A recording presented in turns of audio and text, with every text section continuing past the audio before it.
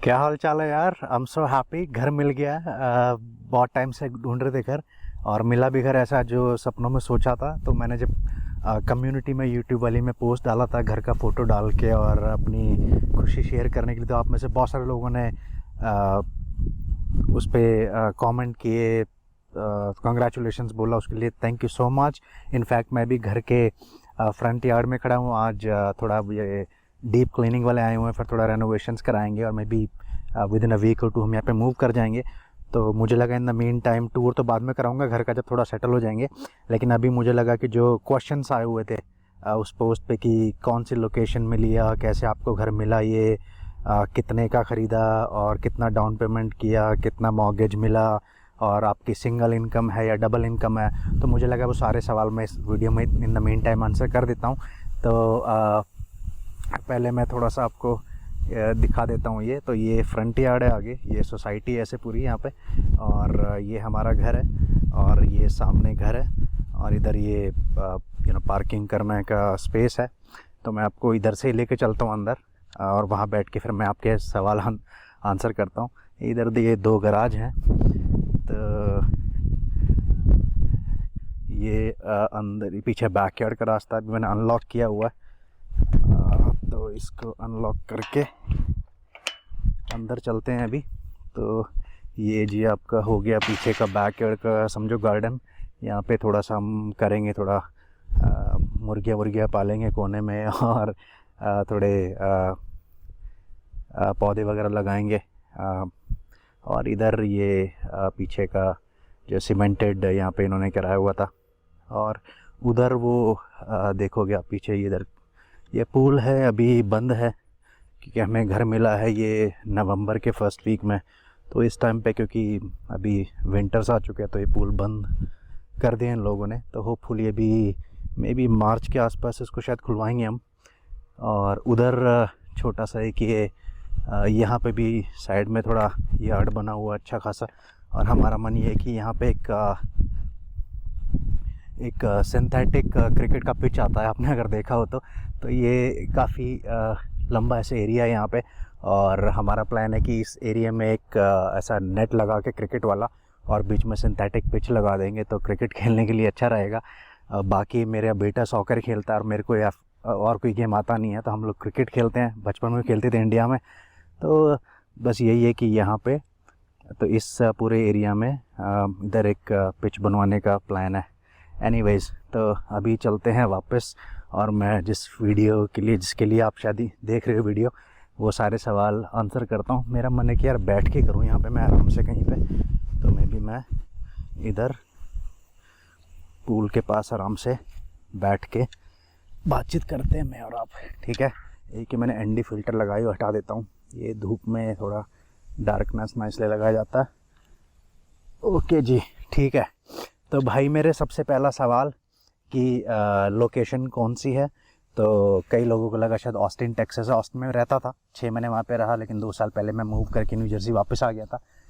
और क्योंकि मेरा बेस ऑफिस जो मेरा जॉब का है वो न्यूयॉर्क है भी, हालांकि मैं नॉर्मली घर से ही काम करता हूँ। तो इसलिए हमने जो घर ये लिया है, ये लोकेशन है Monroe township, MONROE township. Zip code है 08831, और न्यू जर्सी में पड़ता है ये। प्रिंसटन से आपने सुना होगा, प्रिंसटन तो फेमस है काफ़ी यूनिवर्सिटी के लिए।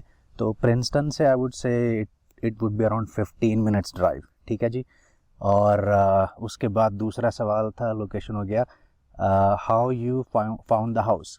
तो भाई मैंने भी सबकी तरह वही अलर्ट्स लगा रखे थे, ज़िलो पे, रेडफिन पे, रियल्टर पे देखते रहते थे, और जहाँ पे भी घर आता था वहाँ पे बुक करा के टूर करते थे, उसके बाद ऑफ़र डालते थे। और हमने लास्ट सितंबर में घर देखना शुरू किया था, हमको मिला नवंबर में, तो ऑलमोस्ट 14 मंथ्स हमको लग गए। इस 14 मंथ्स में हमने कम से कम 50 से ज़्यादा घर देखे हैं। लगभग हमने 5 घरों पे ऑफ़र डाला था, और कभी ऑफ़र एक्सेप्ट नहीं हुआ था। एक जगह हुआ था बट हमारा मन नहीं माना बाद में, तो so we backed off even after signing a contract with them. और इस वाले पे हमें अच्छा लगा, हर तरह से हमने ऑफ़र डाला, हमारा एक्सेप्ट हुआ। थोड़े पैसे हमको ज़्यादा देने पड़े, जिसके बारे में बताऊंगा 2 मिनट में मैं आपको अभी। तो फाइनली हमको घर मिल गया 14 मंथ्स में। तो बाकी मैं पूरी वीडियो सीरीज़ बनाने वाला हूँ उस पर, जिसमें मैं आंसर करूँगा चीज़ें कि कैसे आपको मे बी घर ख़रीदने का प्रोसेस क्या होता है, किस तरह से आपको अपना सर्च स्टार्ट करना है ताकि आपका पूरा प्रोसेस सीमलेस जाए। और उसके बाद बात करते हैं कि प्राइस। हाँ, तो कितने का ख़रीदा हमने ये घर? हमने ख़रीदा है 905K का, 905K या 9,05,000 का। ये जब घर मार्केट में आया था तो इसकी जो आस्किंग प्राइस था वो था 839, और हमने ऑलमोस्ट इसके कितना हो गया, 839 40 66,000 हमने इसको एक्स्ट्रा दिए हैं सिर्फ घर लेने के लिए, क्योंकि पूरा अमेरिका में जैसा आपको पता है काफ़ी हॉट मार्केट है। न्यू जर्सी के अंदर भी वही हाल है, यहाँ पे नए कंस्ट्रक्शन ऑलमोस्ट ज़ीरो है सिंगल फैमिली होम्स में, और इसलिए घरों के रेट बहुत बड़े हुए हैं। हमने जो ऑफ़र डाला था शुरू में, हमने डाला था 870 का हमने ऑफ़र डाला था, 31,000 बढ़ा के, लेकिन हमने उसमें एक क्लॉज डाला था। वो क्लॉज को बोला जाता है एस्केलेशन क्लॉज। उसमें हमने डाला था कि हमारा जो इनिशियल ऑफ़र है that is for $870,000, but in case if someone offers you more than that, then we will beat their price by 5,000, but our maximum will be 900K।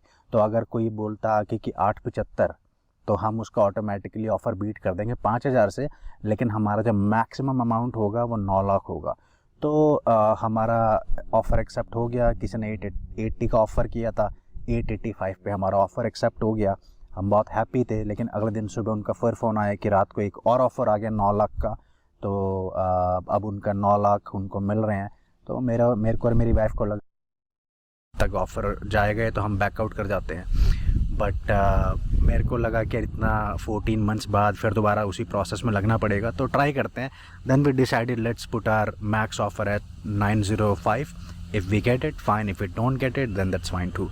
तो 905 का डाला और वो हमारा ऑफ़र एक्सेप्ट हो गया, और लगभग 1 महीना लगा, 1-1.5 महीना। उसके बाद हम यहाँ पे दिवाली से 1 दिन पहले 1 तारीख को हमको ये क्लोजिंग था हमारा।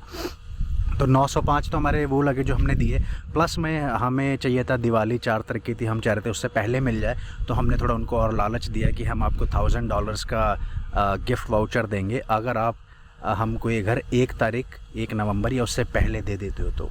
और मेरी वाइफ तो कहती 5,000 ऑफ़र कर दो, हमें दिवाली से पहले चाहिए ही चाहिए। मैंने कहा थोड़ा आराम से करते हैं, एकदम से 5 नहीं बोलते। 1000 बोला, वो लोग मान गए, तो हमको 9,06,000 का घर ये पड़ा।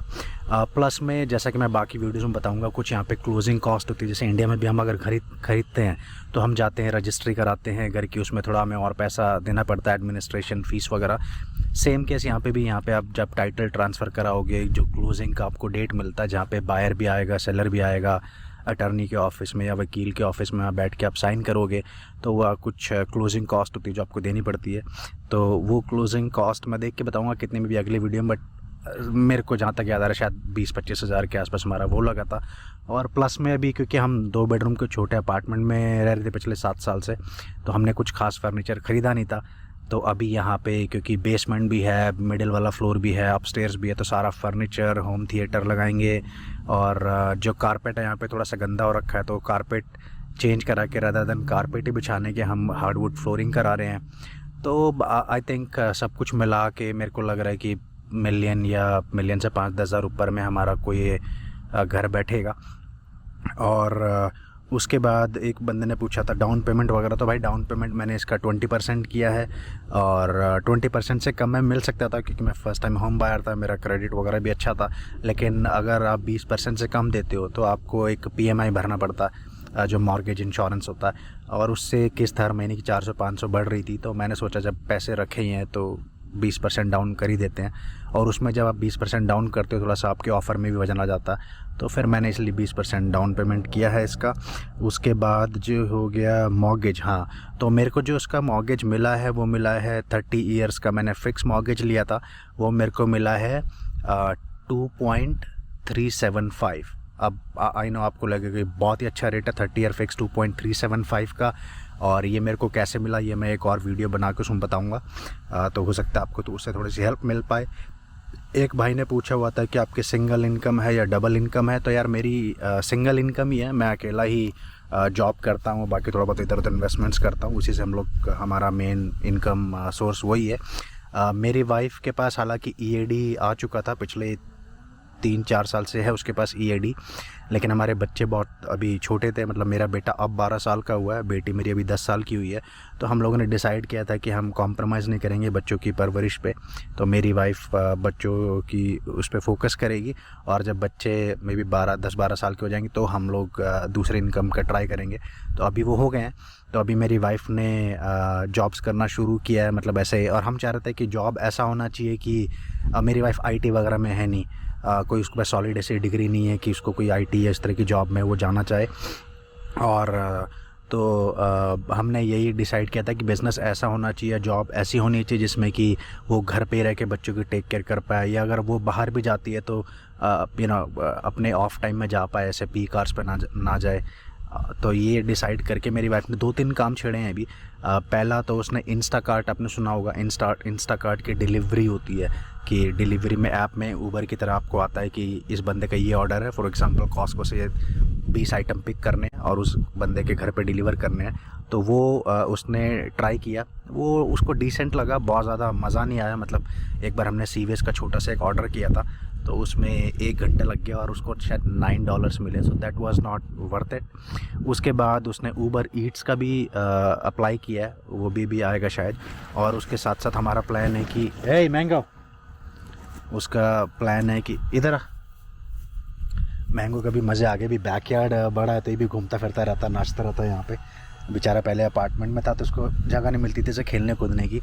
तो हाँ, और एक हमारा प्लान है कि मेरी वाइफ को बच्चों से बड़ा लगाव है, और एक उसका मैंने कि बेबी सिटिंग करने का। और न्यू जर्सी में ऐसा है कि अगर आप 5 या उससे कम बच्चों को बेबी सिट करते हो तो आप अपने घर पे ही कर सकते हो, आपको एडिशनल कोई ऐसा सेपरेट लाइसेंस वगैरह नहीं चाहिए। और शायद 5 बच्चों से ज़्यादा है तो आपको लाइसेंस लेना पड़ता है। और नॉर्मली छोटे बच्चों का आप रखते तो महीने का $1000 कहीं नहीं गया एक बच्चे का। तो थोड़ी वेबसाइट वगैरह बना के थोड़ा SEO करके उसका, और अगर चला देंगे, मन करेगा करने का, तो अगर 4 बच्चे आना कोई मुश्किल नहीं है, बड़ी बात नहीं है। तो आराम से 4-5 हज़ार वो कमा लेगी। लेकिन आज के डेट में जो उसका प्राइमरी इनकम है तो वो ये है कि जैसे आजकल पिक एंड ड्रॉप सर्विसेज आपने सुना होगा, जैसे बच्चों जो प्राइवेट स्कूल में बच्चे पढ़ते हैं, उनके पेरेंट्स नॉर्मली दोनों जॉब करते हैं, तो बच्चों को घर से पिकअप करके स्कूल ड्रॉप करना, प्राइवेट स्कूल, फिर प्राइवेट स्कूल से पिकअप करके घर पे वापस ड्रॉप करना, ये हमारे एक फ्रेंड का बिज़नेस है। तो मेरी वाइफ उसके साथ अभी वहाँ पे एक छोटा सा उसने ऐसा पिक एंड ड्रॉप पकड़ा है, जिसमें वो सुबह जाएगी 1 घंटा पिक एंड ड्रॉप करने, और शाम को या दोपहर को स्कूल ऑफ के टाइम पे 1 घंटा जाएगी, और उसको लगभग आई थिंक पूरा महीने के $1800 मिलेंगे। तो अगर 22 दिन लगा दो महीने में तो रोज़ के $80 के आसपास हो गए, which is very good income, $80 per day, specially when she wants to stay at house as more as she can। तो हाँ, तो मैं थोड़ा बड़ा हो गया, मैंने पूरा एक्सप्लेन कर दिया, बट हमारी सिंगल इनकम है। अभी मेरी वाइफ ने करना शुरू किया है, तो होपफुली जैसे जैसे वो करेगी तो थोड़ा सा और वहाँ से इनकम का बेनिफिट हमको मिलेगा। तो यार ये सारे सवाल थे जो लोगों ने पूछे हो, तो कमेंट्स में आई होप ये आंसर कर दिए मैंने। और बाकी आप में से बहुत सारे लोग हैं जो H1B पे या तो भी नए आए हैं या कुछ टाइम पे यहाँ पे रह रहे हैं, और आप लोगों को ये भी हो रहा होगा कि यार मार्केट ऐसा है वैसा है, घर लें ना लें, इस टाइम पे बहुत हिसाब किताब बिगड़ा हुआ है। तो पता नहीं यार, मेरे तो जो दोनों बच्चे हैं उनकी बिल्कुल पीक एज थी, मतलब भी मेरा बेटा 12 साल का है, बेटी 10 साल की है, मेरी वाइफ और मैं भी 40 क्रॉस कर चुके हैं, 41 चल रहा है हमारा भी ईयर ये। तो मुझे लग रहा था कि यार और लेट करेंगे तो फिर घर के एंजॉय पूरा कर नहीं पाएंगे। और वैसे भी हमारे लिए प्राइमरी रेजिडेंस था, 7-8 साल से हम लोग रेंट पे रह रहे थे। तो जब प्राइमरी रेजिडेंस हम ख़रीद रहे थे तो हमारा ऑब्जेक्टिव ये नहीं था कि हम इसको इन्वेस्टमेंट प्रॉपर्टी की तरह ट्रीट करें, बहुत ज़्यादा दिमाग लगाएं, एनालिसिस करें। हमारा था कि घर सुंदर होना चाहिए, पैसे हमारे बेशक 4 और लग जाएं, क्योंकि एक बार जब सुकून से घर में सेटल हो जाएंगे, दिमाग शांत रहेगा, ये रियल एस्टेट की भागदौड़ ज़्यादा नहीं करनी पड़ेगी, तो उसी टाइम को हम किसी और डायरेक्शन में लगा के और पैसे करके वो रिकवर कर सकते हैं। तो हमने ऐसा ही किया। अब कई लोग अगर बोलेंगे कि हमने घर 8.40 से बढ़ा के 9.5 दिया तो महंगा लिया, तो महंगा तब होता है जब आपके पास ऑप्शंस हों। मतलब अगर हम ना लेते 9.5 का, दूसरे बंदे को ऑफ़र 9 लाख का आ गया तो उसको मिल जाता। तो मेरे को नहीं लगता कि हमने महंगा लिया, बट अगर लिया भी है तो हमारा ऐसा प्लान नहीं है कि हम इसको भी 2 साल में बेचने वाले हैं। We bought it for a long run, 10 साल हम इसमें रहने वाले हैं, अनलेस सब कुछ ठीक चलता रहे, तो यही हमारा प्लान है। तो बाकी के जो मैं वीडियोस में पूरा एक्सप्लेन करूँगा कि कैसे रियल एस्टेट का पूरा प्रोसेस काम करता है और कैसे आपको घर खरीदते टाइम पे किन चीज़ों का ध्यान रखना चाहिए जिससे कि आप इस प्रोसेस को बिल्कुल सीमलेस बना सकते हैं। और इसी के साथ thank you so much guys, जो आप लोगों ने कॉन्ग्रेचुलेशंस किया, कमेंट किया, बोला कि जर्नी इंस्पायरिंग रही है। मेरे को बहुत अच्छा लगा सुन के, लगा कि आप लोगों को ऐसा फील नहीं आया कि यार कोई अपना बंदा शो ऑफ कर रहा है, ऐसा कुछ भी। और मैं इस वीडियो में जब एडिटिंग करूँगा तो अपने पुराने घर का, जो मेरा रेवाड़ी में घर है, उसका भी एक फ़ोटो डालूँगा। और इस फ़ोटो को आप अगर जूम करके देखोगे तो आपको लगेगा कि वहाँ पे हमारा जो घर था वो 50 गज का था, जिसमें एक कमरा ऊपर था जिसमें मेरे पापा की दुकान का पुराना सामान रहता था, तो वो हम यूज़ कर नहीं पाते थे। और सिर्फ एक कमरा नीचे था, हम चारों उस एक कमरे में रहते थे। और नीचे एक छोटा सा बरामदा था जहाँ पे हम कपड़े धोना और ये सब करते थे। और उसमें मतलब दीवारों पे से पेंट उतरा हुआ था, प्लास्टर उतरा हुआ था और कभी वो भी ठीक नहीं हो पाया था। अब मैं यहाँ पे आया, थोड़ी मैंने तरक्की की, तो अब ने वो बड़ा घर भी ठीक कराया ताकि पेरेंट्स मेरे अच्छे से रह सकें। तो वहाँ से यहाँ पे इतना बड़ा घर ख़रीदना, ये सब पॉसिबल इसी चीज़ से हो पाया है कि हमने अपने आप पे काम किया है, अपनी एजुकेशन पे ध्यान दिया। स्कूल कॉलेज में हमारे नंबर अच्छे नहीं आते थे, लेकिन जब पढ़ने की उम्र थी तो मैंने पढ़ाई लिखाई अच्छे से की और सच्चे दिल से लोगों की हेल्प की जितना मैं कर सकता था, और उन सब का रिज़ल्ट मेरे को देखने को मिल रहा है आज। तो मैं इसलिए आपको बार बार यही कहता हूँ कि यार, जिस चीज़ को आप कंट्रोल नहीं कर सकते, चाहे वो वीज़ा है या ग्रीन कार्ड है या आगे की चिंताएं हैं कि कल को घर ले लेंगे तो उसकी प्रॉपर्टी की वैल्यू कहीं कम तो नहीं हो जाएगी, ये सारी वरीज़ को डू नॉट कंसिडर। किसी को नहीं पता कि मार्केट आगे कहाँ जाने वाली है। पिछले जून में लोग कह रहे थे कि रिसेशन आने वाला है, अभी 1 साल निकलने को हो गया, कोई रिसेशन नहीं आया। अभी पता नहीं आगे भी क्या होगा नहीं होगा। तो मेरे हिसाब से तो यार प्रेजेंट में जीना चाहिए, सब कुछ करना चाहिए। जब घर ख़रीदा है, अब 10 साल बाद जब बेचेंगे तो तब की तब देखी जाएगी। अभी हम क्यों वो करें कि इसमें हमको कितना फ़ायदा होगा, कितना घाटा होगा। तो तुम भी ऐसा ही करो यार, चिंता मत करो। चिंता चिता के समान है, बड़े बुज़ुर्गों ने सही कहा है। और घर ख़रीदना बहुत अच्छा है। हम बहुत लेट हो गए क्योंकि हमने 7 साल रेंट भरा है, और हालांकि उसके भी अपना अलग एंजॉय था, लेकिन एक सेकंड यार, मैंगो मेरे को बड़ा परेशान कर रहा है। तो घर ख़रीद लो यार। और बाकी मैं वीडियो बनाऊंगा, उसमें थोड़ा हो सकता है आपको इनसाइट्स मिले कि कैसे आपको प्लानिंग करनी है घर के लिए, कैसे सब करना है। तो ये मेरे को मैंगो बड़ा परेशान कर रहा है। मैं रखता हूँ यार। आई होप इस वीडियो में आपको कुछ इनसाइट्स मिले होंगी। Thank you.